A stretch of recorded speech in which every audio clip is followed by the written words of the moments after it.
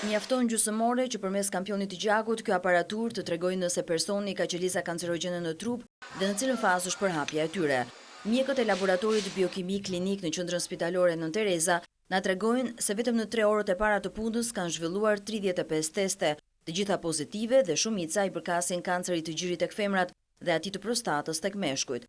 Shefi i laboratorit Ndok Marku pohon se përgjithsisht stadiet kur kapet sëmundja janë të avancuara.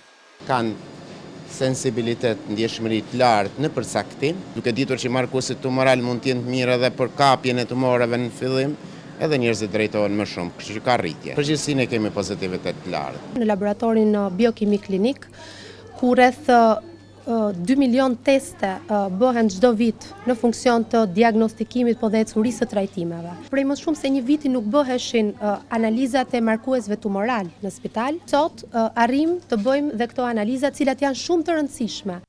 Në ditën botërore të luftës kundër kancerit, zyrtarisht flitet për 4.000 raste të reja në vit, ndërsa mjekët mendojnë se në të vërtetë shifra është të paktën dyfish.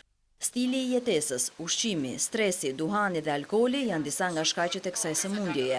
Ndaj Ministria e Shëndetësisë ka nisur rishikimin e ligjit për duhanin, i cili nuk zbatohet. Zbatimi i ligjit antiduhan është një nga dështimet që kanë ndodhur në gjithë këto vite. Jemi në fazën e rishikimit të ligjit për të bërë sanksionet më të forta dhe shumë më të zbatueshme. Numërohen rreth 44 tipe tumoresh më të përhapura në Shqipëri.